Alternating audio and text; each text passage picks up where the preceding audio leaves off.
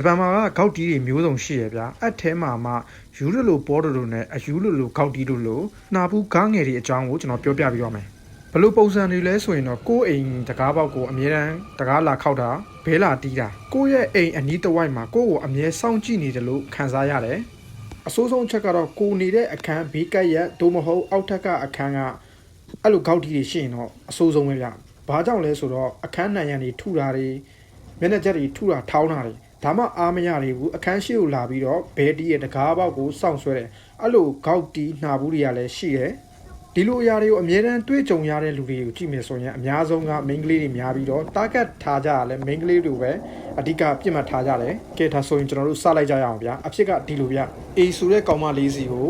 နေ့စဉ်သူရှိလောက်မဲ့အချိန်ဆိုရင်နေ့စဉ်ဘဲလာတီးတယ်တကားလာခောက်တယ်အခန်းထဲကနေကာယကံရှင်ကဘာတူလဲဘာကိစ္စလဲလှမ်းမင်းရင်လည်းဘာမှမပြောဘူးလှည့်ပြန်သွားတယ်သူ့ရဲ့ပုံစံကိုကြည့်လိုက်မယ်ဆိုရင်လည်းနေ့စဉ်အမြဲတမ်းယုံတက်တဲ့ပုံစံမျိုးနဲ့ကိုယ်အင်ကြီးဝတ်ထားပြီးတော့တတနာနာပေါ့ဗျာဂေါက်တီထဲမှာတော့လူငယ်ပုံစံပဲဗျပြောချင်တာတော့ကားငယ်ထဲမှာလည်းရင်လေးနဲ့နှာဘူးကျနေတဲ့လူတွေရှိတယ်ဆိုတာကိုပြောချင်တာဒါနဲ့အေဆိုတဲ့ကောင်မလေးကရဲစကန်တွေလည်းတိုင်တယ်အကြောင်းကြားတယ်ဘာမှလည်းထူးမလာဘူးဒါနဲ့အေဆိုတဲ့ကောင်မလေးကကျွန်တော်တို့တငယ်ချင်းတွေကိုပိတ်ရက်မှာအိမ်မှာထမင်းဖိတ်ကြွေးပြီးတော့အဲ့လူကိုလည်းစောင့်ဖမ်းမယ်ဆိုရင်မှကျွန်တော်တို့စီစဉ်လိုက်တယ်စီစဉ်ထားတဲ့အတိုင်းပဲပိတ်ရက်မှာအဲ့လူကဘဲလာတီးရဗျာကျွန်တော်တို့လည်းဘာလို့လဲလို့မေးတဲ့အချိန်မှာယောက်ျားလေးတန်ကြားတော့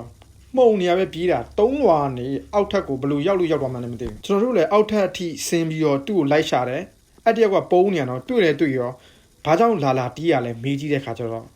အရင်တော့ကျွန်တော်ဒီမှာနေဘူးတယ်ကျွန်တော်စာရွက်တွေများတစ်ခုခုများကြံခဲ့မလားဆိုရင်မှအတိတ်ပဲမရှိတဲ့အကြောင်းပြချက်တွေကိုအမျိုးမျိုးပြီးတယ်ဗျာအဲ့ဒီနောက်ပိုင်းဂေါက်တီကလာတာကျဲသွားတယ်တပတ်ကို2ခါလောက်ပဲလာဖြစ်တယ်ဒါပေမဲ့လည်းရေရှည်ဆိုတော့မင်းကလေးတယောက်တည်းဆိုတော့အန်ဒီရများတယ်ဗျာနောက်ဆုံးအေဆိုရဲ့မင်းကလေးကတခြားအိမ်ကိုအိမ်ပြောင်းပြစ်တယ်ပြောချင်တာတော့တယောက်တည်းနေတဲ့အချိန်ဆိုရင်သူတို့တကားလာခောက်တဲ့အချိန်ဆိုရင်ဘယ်တော့မှတကားပေါက်မဖွင့်ပေးပါနဲ့ကားငယ်မှာရဲတွေကလည်းအဲ့လောက်ထိအားကိုးလို့မရဘူးဗျကို့မှာ record ရှိရတောင်ပြရင်တောင်မှသူတို့ကတခုခုဖြစ်မှတာလိုက်လုတ်ပြီးမဲ့ပုံစံမျိုးဆိုတော့မိမိကိုမိတာအားကိုးရမှဖြစ်တာကြောင့်မလို့မျက်စိရှင်တတိကြီးကြီးနဲ့နေကြပါနောက်တစ်မျိုးအကြောင်းအရာကျတော့ဘီဆိုတဲ့ကောင်မလေးကအခန်းမှာလမ်းလျှောက်တာစကားပြောတာကျဲလို့ဆိုရင်မှအောက်ထက်ကနေမျက်နှာချက်ကိုဒုံထုတယ်အဲ့ဒါမှအားမရဘူးအိမ်ရှိကိုတက်လာပြီးတော့တကားပေါက်တွေခောက်တယ်အိမ်တကားပေါက်တွေကိုစောင့်ဆွဲတယ်လုံးစရာမရှိရင်သူ့အိမ်ကတကားပေါက်ကရှက်တာကြီးကိုပိတ်လိုက်ဖွင့်လိုက်